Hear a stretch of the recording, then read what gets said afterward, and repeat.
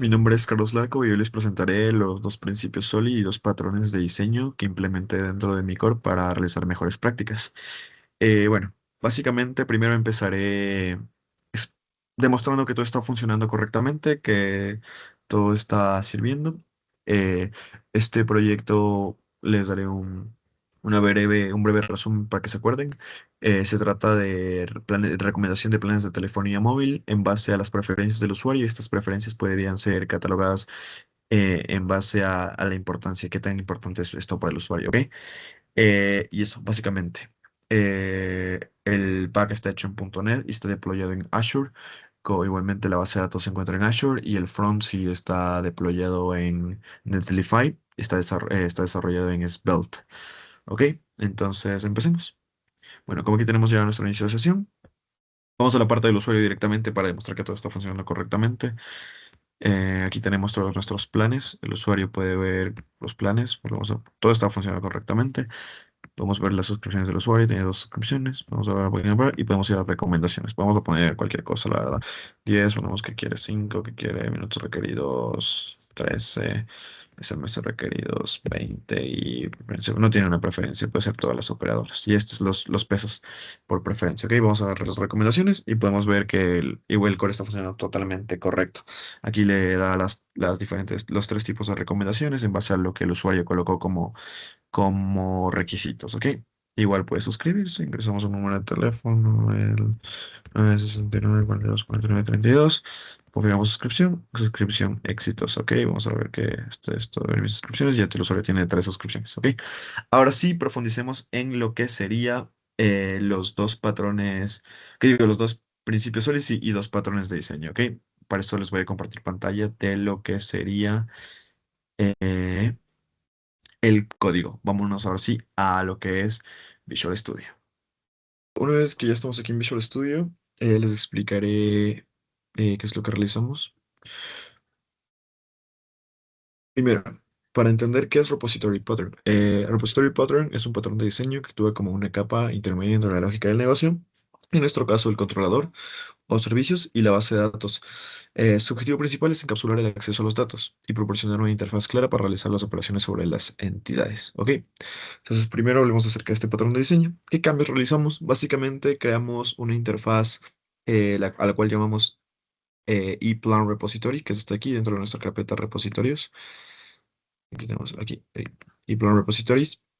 Esta interfaz define las operaciones que queremos realizar sobre los datos de la entidad plan, como obtener los datos de planes, buscar por ID, agregar, actualizar y eliminar estos planes, ¿ok? Como podemos ver aquí. Delete, update, add, enumerable, todo eso. Ok, lo segundo que hicimos fue crear una clase de implementación plan repository, que es la de acá, abajo. Básicamente implementamos los métodos definidos en la interfaz y contiene toda la lógica para interactuar con la application DB Context de la base de datos. Esto puede ser encapsulado tanto en consultas SQL con Entity Framework en un solo lugar, como podemos observar aquí. Y por último, inyectamos el repositorio en el controlador Plan API Controller que se encuentra en la parte de acá. ¿Qué es lo que hicimos aquí? En lugar de acceder directamente al Application DB Context, ahora el controlador utiliza el repositorio. En nuestro caso, que sería el iPlan Repository, como podemos observar en la parte de aquí, para realizar las operaciones con los datos. Aquí, por ejemplo. Antes de aquí usábamos el context, pero ahora usamos el plan repository, get out, list, básicamente. Y registramos el repositorio en nuestro programa CSS, en la parte de aquí, en la parte de aquí. Esto garantiza que la inyección de dependencias proporcione una instancia de plan repository cuando se necesite hay plan repository. Y eso es la parte del patrón de diseño de repository pattern. Ahora vamos con el siguiente patrón de diseño. Sigamos con lo que sería factory pattern, el patrón de diseño. Como sabemos, este es un patrón de diseño creacional que se utiliza para centralizar y simplificar la creación de objetos. La idea principal que usamos es para encapsular la lógica de la creación del objeto en la clase dedicada, llamada fábrica, para el código de cliente. En este caso, bueno, vamos a usar nuestro outController, no tenga que preocuparse por los detalles, ¿ok?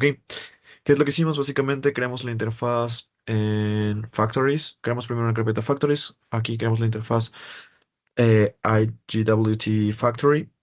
Esta interfaz define el contrato para la fábrica, en este caso el método Generate JWT Token de usuario a usuario. Esto hace que el controlador dependa de una extracción, no de una implementación específica. ¿Ok? Es lo que hicimos aquí. Ahora, vamos a donde implementamos la clase. Básicamente aquí abajo igual en JWT Token Factory. Esta clase encapsula la lógica para generar el token JWT. Antes, la lógica para crear tokens estaba dentro de todo, dentro de nuestro controller, pero ahora está centralizada en esta fábrica, en nuestro GWT Token Factory. Como podemos observar, lo que hicimos también es registramos la fábrica del contenedor, en el contenedor de dependencias dentro de nuestro programa CSS. A ver, en la parte de aquí se encuentra. Aquí nuestro programa CSS registramos el JWT Token Factory y su implementación para que pueda ser inyectado donde se necesite. Y básicamente, ya básicamente en el out controller, lo que hicimos fue eh, refactorizamos en lugar de tener la lógica de generación de tokens directamente en el propio controlador. eh, Ahora se delega esta responsabilidad a la fábrica, a nuestro JWT Token Factory. Eliminamos el método Generate JWT Token del controlador. En su lugar usamos el JWT Token Factory Generate WT Tokens usuarios. Y básicamente eso es lo que hicimos. ¿Qué más podemos explicarles? Bueno. Rápidamente lo que hicimos antes, si queríamos cambiar algo, la generación de tokens tendría que buscar en todos los controladores o lugares donde se estaba generando los tokens. Ahora la lógica de generación se encapsula directamente en la fábrica. Si necesitamos realizar algún cambio, lo hacemos en un solo lugar, en el caso nuestra fábrica de JWT Token, y la aplicación lo refleja automáticamente. Vemos de qué principios Solid implementamos, por lo cual igual vamos a compartir el pantalla. Primero, ¿qué principio Solid usamos? El cual usamos es Single Responsibility Principle o SRP. Este es el primer principio Solid que, a ver, ¿qué es lo que hace este? Establece una clase que debe tener una única responsabilidad, o dicho de otra forma, debe tener una única razón para cambiar. Esto hace que el código sea más fácil de mantener, probar y extender. Ok, en nuestro caso, nuestro out controller que aquí tenemos manejaba varias responsabilidades como son solicitudes HTTP, autenticar usuarios verificando sus credenciales, a veces generaba JDWT token y gestionaba cookies y sesiones. Esta mezcla de responsabilidades hacía que el controlador fuera difícil de modificar sin introducir errores y poco reutilizable, para lo cual realizamos los siguientes cambios y aplicamos este principio sólido. ¿Qué cambios hicimos? Lo primero que fue es crear un servicio de autentificación. En este caso, creamos primero una carpeta la cual denominamos Services y creamos la interfaz de eOut Service. Definimos esta interfaz que está aquí. Ajá, eOut Service que abstrae la lógica de autentificación, implementa la lógica del negocio relacionada con la autentificación en una clase dedicada llamada Out Service, que es la de acá, básicamente, ¿ok? Delegamos la generación de tokens a la fábrica que ya teníamos de JWT Token y también refactorizamos el out controller, que es el de acá. Uy, perdón. Refactorizamos el out controller. ¿Qué hicimos aquí? Eliminamos básicamente lo que sería la lógica de autentificación y generación de tokens dentro del controlador. Ahora el controlador solamente lo que hace es llamado al out service para autentificar usuarios, llamada al JBlade Taking Factory que usamos en el Factory Method anteriormente y solo maneja respuestas HTTP. Listo. ¿Por qué hicimos estos cambios? Como les comenté, para hacer la separación de responsabilidades, Single Responsibility Principle, y básicamente eso en cuanto al, al principio sólido. Ahora pasamos al siguiente. Y por último, hablemos del último principio Solid que implementamos, que es el Open Closed Principle, o también conocido como CP. Básicamente, este principio lo que nos dice es que debe estar abierto para extensiones, que es decir, que podemos agregar nuevas funcionalidades al sistema y cerrado para la modificación. No necesitamos alterar el código existente para implementar cambios. ¿Cómo implementamos este o qué problema resolvimos en nuestro core? Bueno, pues como sabíamos, el sistema actual, la lógica para recomendación de planes estaba incrustada en el controlador de un servicio de la lógica. Fija, si queríamos agregar nuevas maneras de recomendar planes, por ejemplo, basadas en precios promocionales o planes familiares, necesitábamos modificar el código existente, rompiendo el principio OCP.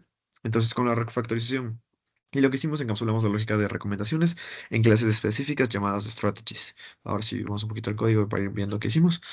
Creamos nuestra carpeta de strategies, donde encapsulamos la lógica de recomendaciones, las estrategias de implementación en una interfaz común y recommendation strategy, que es la de acá, y que nos permite agregar nuevas maneras de recomendar sin modificar el código existente, ¿ok?